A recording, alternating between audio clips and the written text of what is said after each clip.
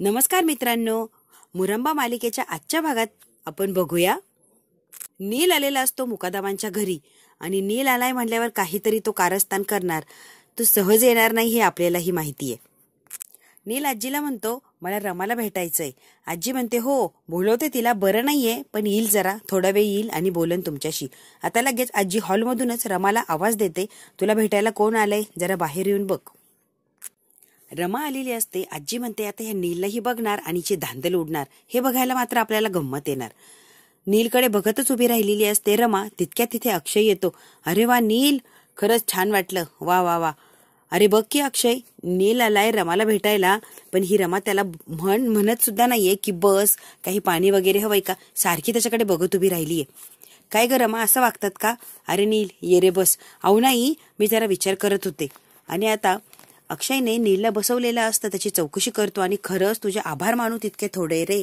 आज तुझं नसतात तर हा इतका छान तुझ्या पुढे अक्षय उभा नसता. कारण जेव्हा माझ्या आयुष्यात रमा नव्हती तेव्हा माझी काहीतरी वेगळीच अवस्था झाली होती. खरंच थँक्स यार, तू माझ्या आयुष्यात माझ्या रमाला परत आणलं आणि सगळं काही आनंद मला दिला. आता अक्षय इतकं कौतुक करत असतो ह्या नीलचं, रमाच्या चेहऱ्यावरचा मात्र रंग उडून गेलेला असतो. कारण तिला आता टेन्शन येतंय, नील आलाय म्हणल्यावर नक्कीच तो काहीतरी करणार. आणि आता नील तिच्या मागे लागलाय हे आपल्याला माहितीये. आजी सुद्धा रमाच्या मागे लागलेली असते की रमाला घरातून घालवायचं आणि आपल्या माहीला घरात आणायचं. आजीचं एकच ध्येय असतं. आजी पुरेपूर प्रयत्न करते की रमा घरातून बाहेर जाणार आणि माही घरात येणार. कारण आजीला फक्त स्टँडर्ड सुशिक्षित सूनच हवी असते. अक्षयने नीलला खूप पैसे ऑफर केलेले असतात की माझी बायको तू सुखरूप माझ्याकडे दिलीये, पण नील काहीतरी मोठा किंवा मोठ्या मनाचा असं दाखवतो. पैसे वगैरे काही घेत नाही आणि मी फक्त माणुसकीसाठी केलं असं अक्षयला सांगतो. त्यामुळे अक्षयच्या मनात नीलची एक गुड इमेज तयार झालेली असते आणि तो खूप मान सन्मान देत असतो नीलला. खरं काय ते अक्षयला काही माहीत नसतं. नील कसा आहे आणि तो देविकाला भेटलाय आणि दोघे मिळून आपल्या रमाला आणि माहीला त्रास देतात, यातलं काही एक त्याला माहीत नसतं. त्यामुळे खूप कौतुक करत असतो आणि पाहुणचार चालू असतो नीलचा. अक्षय म्हणतो, नील कसं काय येणं केलं रे. अरे रमालाही मला भेटायचं होतं आणि तुम्हाला सगळ्यांना सत्य सांगायचं होतं. जेव्हा नील म्हणतो की मला सत्य सांगायचं होतं तेव्हा मात्र रमाच्या चेहऱ्यावरचा रंग उडालेला असतो. रमा लगेच समोर येते आणि नीलचं आणि अक्षयचं बोलणं होणार नाही याची काळजी घेते. काय रे नील, तू काय घेणार, थंड गरम. इतका घाणेरडा असतो. घाणेरड्या नजरेने तिच्याकडे बघतो आणि म्हणतो मला काहीही चालेल, थंड गरम तू काय देशील ना ते घ्यायला तयार आहे. अरे अक्षय लगेच म्हणतो, अरे नील काय सांगतोय सांग की. रमा म्हणते, अहो गप्पा होतीलच, त्याला तर खायला प्यायला काहीतरी द्या. लगेच काय चौकशी करायला सुरुवात करताय. रमाला असं वाटतं की अक्षयचं आणि नीलचं बोलणं काही पूर्ण होऊच नाही. आजी सुद्धा आता रमाच्या विरोधच असते.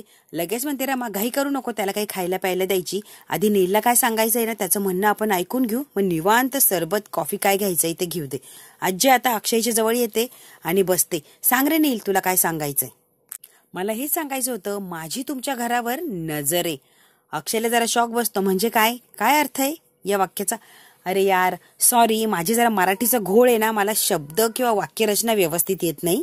मला असं म्हणायचं होतं की तुम्हाला काहीही कधीही लागू, तुम्ही फक्त मला मदत मागा, मी कधीही तुमच्या घरासाठी मदत करायला तयार आहे. अक्षय म्हणतो, काय रे इतकी वाईट कोणी वाक्यरचना करतं का. लगेच सगळे हसायला लागलेले असतात. आता वातावरण परत नॉर्मल होतं आणि रमालाही थोडा आधार येतो. ह्याला काही सांगायचं नाहीये, हा फक्त मला घाबरण्याचा प्रयत्न करतोय. नील म्हणतो, काय नाही रे, गंमत केली, तुम्हाला भेटायलाच आलं होतं स्पेशली. रमाची आठवण आली, अक्षय तुझीही आठवण आली, म्हटलं जवळ आलंय घराच्या तर भेटून जाऊया 2 मिनिटं. चल आता निघतो मी. असं निघायचं नाही या नील. कर ग, रमाताईसाठी काहीतरी कर. नको नको प्लीज नको, मला खरंच नको. थांब रे नील. रमा म्हणते, आमच्याकडे आलेल्या पाहुण्यांचं स्वागत करतात, आदर सत्कार करतात. काही लोकांच्या घरी चाकूसुऱ्या दाखवतात ना, तसं काय आमच्याकडे करत नाही. अक्षय म्हणतो, रमा ही कुठची भाषा आहे. अहो मी फक्त गंमत केली आपल्या नीलची, तसं काय नव्हतं म्हणायचं मला. आजीला मात्र या रमाचा भयंकर राग येतो. चक्क थापा मारतीये आणि खोटं बोलून अक्षयला तिच्या जाळ्या तोडतीये. कसली खोटारडी आहे ही रमा. आजीला खूप राग येत असतो. नील म्हणतो, हो अहो खरंच ही गंमतच करतीये, मला सवय गंमत करायची. नील म्हणतो, मी स्त्रियांचा इतका आदर करतो, कधीच त्यांना हट करू शकत नाही, गंमत मात्र करू शकतो या. आता रमा मनातल्या मनात म्हणते, इतका घाणेरडा आणि नालायक माणूस आहे ना हा, माहीला सावध राहायला सांगायला लागणार. कधीही काहीही करू शकतो हा. डायरेक्ट माझ्या घरात आलाय म्हणल्यावर घरातल्या घरात हा माहीला नक्कीच काहीतरी करणार. ती म्हणते लवकरात लवकर माहीला मी सावध करते आणि ह्या माणसापासून सावध राहा असं तिला सांगते. तितक्यात आता अक्षयला काहीतरी फोन आलेला असतो. अक्षयला फोन येतो. अक्षय म्हणतोय मी फोनवर बोलतोय, इथंच थांब आणि रमा यासाठी काहीतरी खायला कर. नील खाल्ल्याशिवाय जायचं नाही. अक्षय फोनवर बोलण्यासाठी बाहेर जातो. आजीही काहीतरी कामे म्हणून आतमध्ये गेलेली असती. आता रमाला त्याचा राग आलेलाच असतो. रमा लगेच तिथून जाण्याचा प्रयत्न करते, पण नील उठतो आणि म्हणतो ए रमा थांब. नील आता रमाच्या जवळ जातो आणि म्हणतो बघितलं का रमा, मी काहीही करू शकतो. तुझ्या घरात घुसून तुझा सुखी संसार उद्ध्वस्त करू शकतो. रमा म्हणते हो नील, हे सांगण्यासाठी आलाय आणि धमकी देतोय का मला? रमा म्हणते नील कुठलीही धमकी देऊ नको, तुला मी काय करू शकते ना वेळ आल्यावर नक्कीच कळेल. नील म्हणतो हो वेळेचीच वाट बघतोय, काय करायचंय ना ते कर ग रमा. आणि नील कुणाला घाबरत नाही. इकडे आता बेडरूम मध्ये आल्यावर रमा परत टेन्शन मध्येच असते. नील तर निघून गेलेला असतो पण रमाला सॉलिड टेन्शन आलेलं असतं. ती म्हणते एकदा घरात येऊन धमकी देऊन गेलाय म्हणल्यावर तो परत येणार आणि नक्की मला काहीतरी करणार. मला काहीतरी बंदोबस्त करायला लागला नीलचा. आणि दुसरीकडे आता आई आजीला सुद्धा संशय आला माझ्यावर आणि संशय आला म्हणल्यावर त्या पिच्छाच पुरवणार.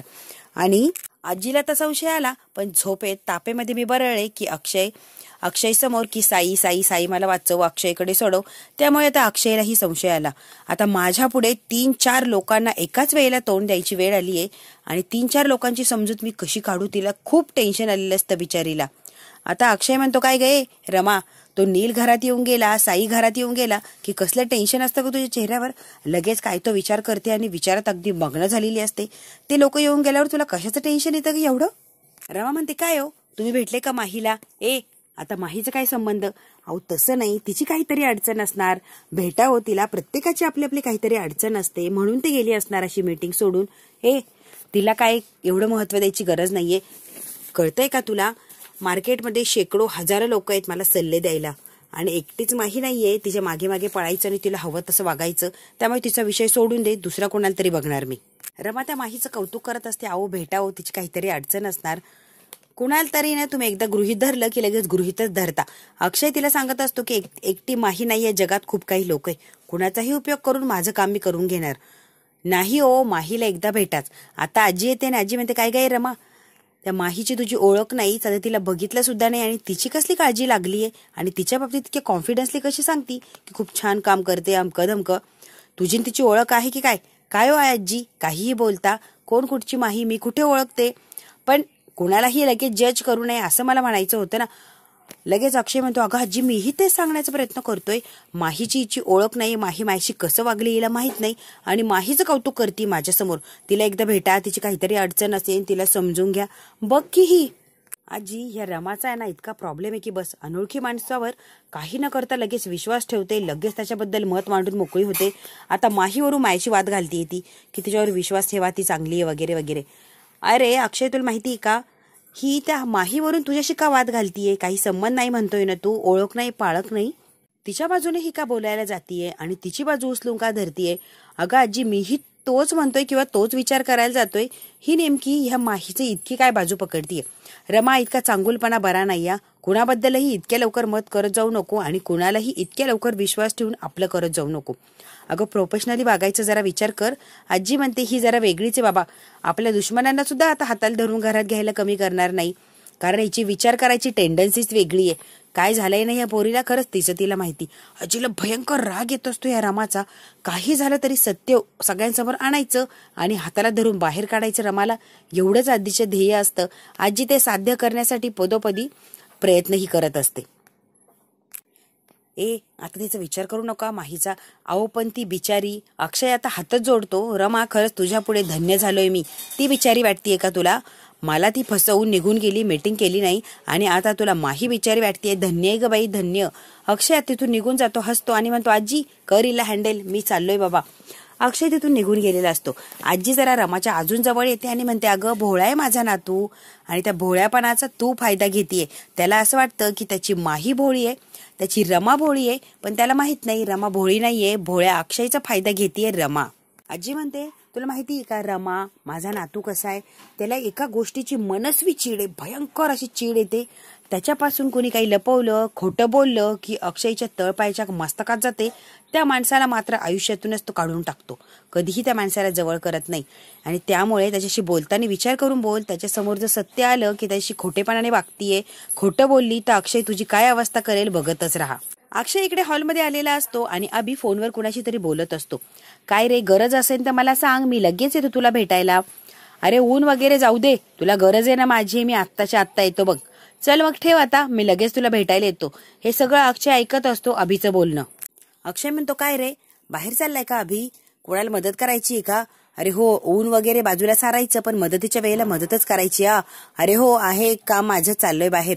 काय रे, मगाशी तुला आईने सांगितलं होतं बाहेरून औषधं आण, पण तेव्हा तुला ऊन लागत होतं, आता मात्र ऊन लागत नाहीये. केली का मोठ्या आईने चुगली? हळू आवाजात म्हणलेला असतो अभि. अक्षय त्याच्या जवळ जातो, मागचा पुढचा काही विचार करत नाही आणि एक सनकन त्याच्या कानाखाली ठेवून देतो. शब्द जरा जपून वापरायचे, माझ्या आईबद्दल बोलतोय तू. अभि स्वतःला सावरतो आणि म्हणतोय, तुझ्या आईबद्दल नाही, माझ्या काकूबद्दल सुद्धा बोलतोय. पण तिचा स्वभाव आहे तर आहे, वाईट काय वाटायचं त्यामध्ये? ती सांगते लगेच, इकडे झाले की तिकडे जाऊन सांगते, तिकडे काय झालं की तिकडे जाऊन सांगते. काकूला सवय इकडचं तिकडे सांगण्याची. तुला एवढं वाईट काय वाटले? तुझी आईच नाहीये ती, माझी काकू सुद्धा आहे. हे अक्षय, चुगली केली त्याला चुगलीच म्हणणार. ती फक्त मोठी म्हणून काही शब्द बदलतो का? तिने जे केलंय ना त्याला चुगलीच म्हणतात. अक्षय आता चिडलेला असतो आणि रागाच्या भरात तो बोलायला जातो, तुला नात्यांचं महत्व माहित नाही, नातं काय असतं, नात्यांबद्दल काहीही तुला आदर नाहीये. कारण काय आहे ना, तू खरंच बोलला मागाशी, काकूबद्दल बोलतोय मी माझ्या, कारण तू आईबद्दल बोलू शकत नाही तुला आईचं. आणि लगेच शब्द काढतो अक्षय, शांत बसतो. अभि मात्र म्हणतो, हो बोल बोल बोल, अरे नात्यांचं महत्व समजून सांगतोय ना, बोल. शब्द का बंद केला? बाहेर येऊ दे, बाहेर येऊ दे, तुझ्या मनातलं काय येतंय ना अक्षय, ते बाहेर येऊ दे. अक्षय आता स्वतःला सावरतो, सांभाळतो आणि जागेवर थांबून घेतो. अभि म्हणतो, अरे बोल बोल. तू इथून जा प्लीज, मला नको ते बोलायला भाग पाडू नको, प्लीज इथून निघून जा. अभि अक्षयच्या जवळ येतो, डोळ्यात पाणी आलेलं असतं आणि अक्षयला म्हणतो, आत्ता जे झालंय हे विसरणार नाहीये मी.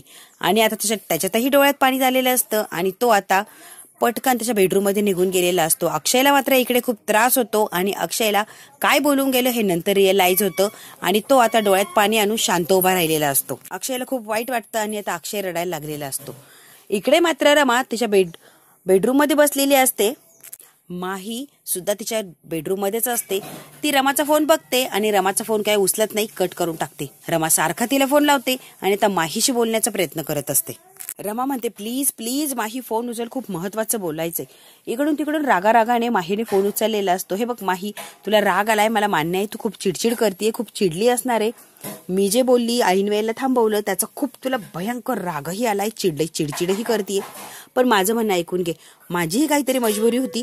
तू फक्त अक्षयला एक मेसेज कर आणि सॉरी असं म्हण, प्लीज प्लीज प्लीज. रमा, त्याला सॉरी वगैरे म्हणायची काय गरज आहे? मला मुकादमांचा आणि माझा काय संबंध आहे? हे बघ, त्याला सॉरी वगैरे काही म्हणणार नाहीये रमा मी. तसंही तो अक्षय माझ्या डोक्यात जातो, मला अजिबात तो आवडत नाही.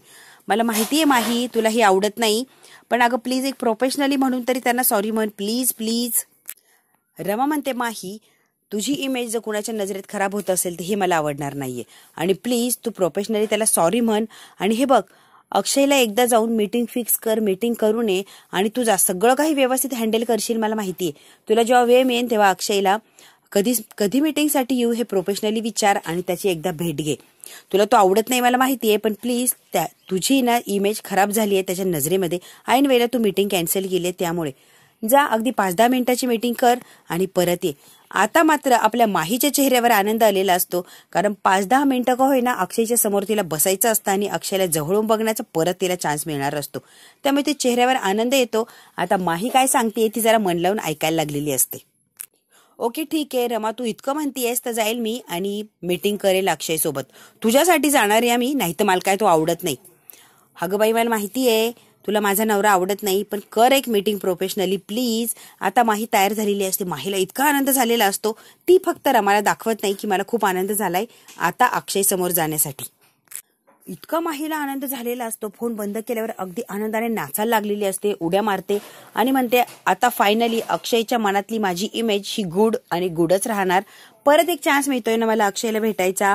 आता मी परत अक्षयच्या मनात घर करण्याचा प्रयत्न करणार म्हणजे करणार. मी अक्षयशी मीटिंग करणार, ती फुल अँड फायनल एकदम परफेक्ट अशीच की तो माझ्याबद्दल चांगला तोच विचार करायला लागणार. आता माहीला चान्स मिळालाय आणि ह्या संधीचं तिला सोनच करायचं असतं.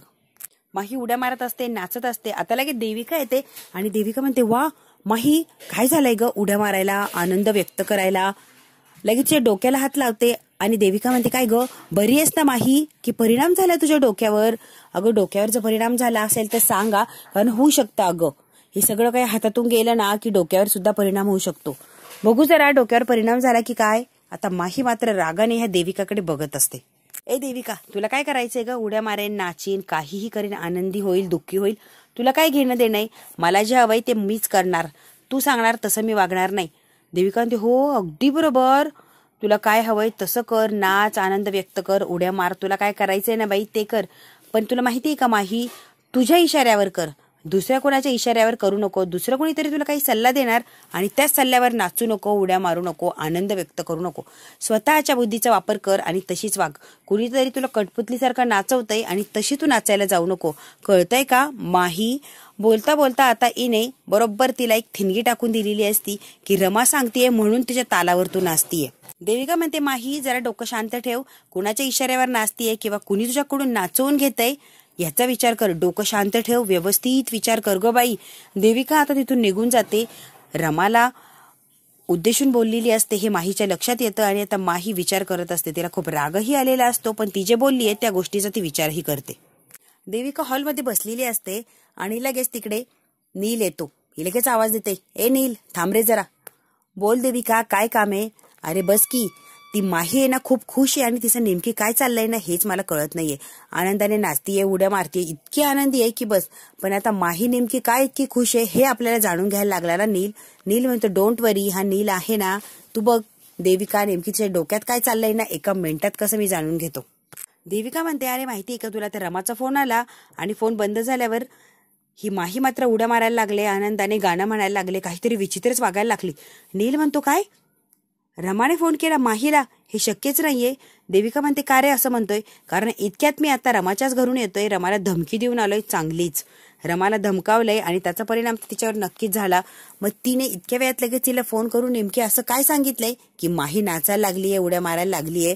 कारण मी फक्त माही माझी आणि माहीच आहे आणि माही आता अक्षयकडे अट्रॅक्ट होतीये हे मला सहन होत नाहीये. म्हणून मी रमालाच धमकी देऊन आलोय की सगळं हे जागेवर थांबलं पाहिजे म्हणून. आणि आता रमाने फोन करून माहीला काय सांगितलं की त्याचा इतका आनंद झाला या माहीला. रमाला सांगून आलो की मी जर सत्य सांगितलं ना सगळ्यांना की सगळं काही सत्य बाहेर पडेल आणि मग मात्र सगळ्यांची वाट लागणार. मला असं वाटलं की मी रमाला जेव्हा अशी धमकी देईल तेव्हा रमा घाबरेल आणि शांत बसणार, पण ती काय शांतच बसली नाही. रमाची ही कमाल आहे देविका. नील म्हणतो मला सॉलिड टेन्शन आलंय ग, या रमाने माहीला फोन करून काय सांगितलंय की हिला एवढा आनंद झालाय. देविका म्हणते नील टेन्शन घेऊ नको रे, या दोघी सख्या बहिणी जरी नसल्या तर एक सारख्याच दिसतात आणि आता दोघींना एकाच मुलावर प्रेम झालंय आणि मुळात म्हणजे काय सगळं इतकी घट्ट मैत्री झाली या सगळ्यातून की आता ही घट्ट मैत्री तोडणं अवघड आहे. दोघींचा एकमेकींवर इतका विश्वास आहे की हा विश्वास तोडणंच अवघड आहे रे. ते एक झाल्यानं त्यामुळे आता वेगळं करणं आपल्यासाठी अवघड आहे. देविका म्हणते टेन्शन आलंय माझ्या डोक्याला, टेन्शन नको तो खुदबा वाढून ठेवलाय. इकडे अक्षयच्या घरी अक्षय आणि आनंद बसलेला असतो आणि घडलेला सगळा प्रकार अक्षयने अनंतला सांगितलेला असतो. अक्षयला खूप वाईट वाटतं की तो अभिला असं बोलला. आनंद म्हणतो अक्षय तू असं बोलला का रे, तू असं बोलायला पाहिजे नव्हतं. हे बघ मी मान्य करतोय माझ्याकडून चूक झाली आणि बोलायच्या ओघामध्ये नको ते बोललो मी, पण खरंच मला गिल्टी फील होतंय आणि वाईटही वाटतंय. अरे दादा नुसतं बोललोच नाही, एक कानाखाली त्याच्या ठेवून पण दिलीये. आता मात्र आनंदला अजून धक्का बसतो. काय रे हे काय वाढून ठेवलंय अक्षय तू? अक्षय म्हणतो दादा तुला माहितीये का, आई फक्त त्याला म्हटली की रमासाठी औषध घेऊन ये, बाहेर खूप ऊन आहे, तू गाडीवर जाऊन पटकन घेऊन येशील. तो नाही म्हटला. तर मी म्हटलं अरे त्याला काहीतरी काम असेल म्हणून तो नाही म्हटला. मग यावर आईने मला सांगितलं की असं म्हटलाय तो, तर लगेच हा म्हणतो केली वाटतं काकूने तुझ्याकडे चुगली, म्हणजे आपल्या आईबद्दल बघ असा विचार करतो. आणि हे अभ्याला अक्कल आहे का, आपल्या काकूविषयी असं कोणी विचार करतं का? आणि बघ की आपली आई इतकी चांगली आहे तरी हा अभ्या आईच्याबद्दल असं कसं बोलू शकतो? आनंद म्हणतो अभ्या आणि आईबद्दल असं बोलला, मग हे ना अक्षय तू योग्यच केलं, त्याच्या कानाखाली ठेवून दिली ना, अगदी योग्यच वागलास. आनंद म्हणतो हा जर लहान असताना तर तुडून त्याला सरळ केलं असतं, पण नाही ना, आता घोडा मोठा झालाय ना, त्याला मारूही शकत नाही मी. अनंतला ही भयंकर चीड आलेली असते. आनंद म्हणतो हे बघ सगळं काही ठीक आहे, त्याला मारलं वगैरे, त्याला वेळच्या वेळी जागा दाखवून दिली, पण त्याच्या आईवरून त्याला बोलला ना ते चुकीचं केलंय अक्षय म्हणतो ओके फाईन, म्हणजे प्रत्येक वेळेसारखं यावेळेलाही मीच चूक केली, माझीच चूक आहे, बरोबर आहे ना. हे अक्षय उगाच विषय कुठे नेऊ नको, जिथे चुकलाय तिथे चुकलाय, जिथे बरोबर आहे तिथं म्हटलं ना तुला तू बरोबर केलंय, त्यामुळे आता विषय तू भरकटत नेऊ नकोस. अक्षय म्हणतो हा अभि सतत मला काही बोलणार, माझ्या बायकोला काही बोलणार, माझ्या आईला काही करणार, सतत कम्पॅरिझन करणार, सगळं काही माझ्याबद्दल तो वाईट करणार, आणि मी एवढंसं काय त्याला बोललो तर तुम्हाला सांगतोय की चुकला, पण हा दरवेळेला चुकतो, ह्याला काय सांगणार आहेस तू. अक्षय भयंकर चिडतो आणि अनंतला म्हणतो आता जातो, आणि त्या आभ्याच्या ना हातापाया पडतो. तो सतत चूक करत राहणार आणि आपण जाऊन आपला आभ्या म्हणून त्याला माफ करत राहायचं. बरोबर आहे का रे दादा. आता तितक्यात अक्षयचा फोन वाजलेला असतो. अक्षय बोलायचं बंद होतो आणि फोनकडे लक्ष देतो. माहीचा फोन असतो. अक्षय रागाने फोन उचलतो आणि ती म्हणते आय एम एक्स्ट्रीमली सॉरी, खरंच मला खूप महत्वाचं काम होतं त्यामुळे यायला लागलं, पण मी आता मीटिंग करायला तयार आहे, खरंच सॉरी. आता अक्षय तिच्याशी काही बोलत नाही, फक्त म्हणतो उद्या सकाळी 6:30 वाजता माझ्या ऑफिसला जमेल. ती म्हणते इतके सकाळी जमेल, सकाळी 6:30 वाजता. येस मी नक्की येणार, शार्प मी 6:30 वाजता तुमच्या ऑफिसला येणार. माही थँक्यू म्हणणार, तेच अक्षयने रागाने फोन बंदही केलेला असतो. ती म्हणते काय यार, याने थँक्यू सुद्धा म्हणू दिलं नाही मला. हा भाग इथेच संपतो. पुढच्या भागात काय होणार अगदी थोडक्यात बघूया. माही चाललेली असते रोडने, पटकन तिचा हात कुणीतरी पकडतं. ती म्हणते हात सोड, माझा हात पकडायचा नाही हा. माही त्या माणसाला म्हणते हात सोडतो, म्हणतो राहू दे की. त्याची कॉलर कोणीतरी पकडतं आणि त्याला इकडे बघायला लावतं. ते असते आपली रमा कॉलर पकडून इकडे घेते आणि सनकन त्याच्या कानाखाली देते. आता परत माही त्याची कॉलर पकडते आणि इकडे बघायला लावते आणि ती हे कानाखाली देते. दोघी त्याला इतकं मारतात आणि त्याला पळून लावतात. रमा आणि माही म्हणतात की आपण दोघी एकत्र असलो तर आपल्याला कोणीही हरू शकत नाही. हे दोघींची ही गंमत मात्र लांबून आजी बघत असते. आजी म्हणते दोघींना वेगळं व्हायलाच लागणार आणि दोघींना मी स्वतः हरवणार, आता बघतच राहा. मित्रांनो, आता बघूया आजी काय करते ह्या दोघींच्या विरोधात. हे मात्र आपल्याला उद्याच बघायला मिळणार. हा भाग इथेच संपतो. व्हिडिओ आवडल्यास लाईक शेअर सबस्क्राईब नक्की करा.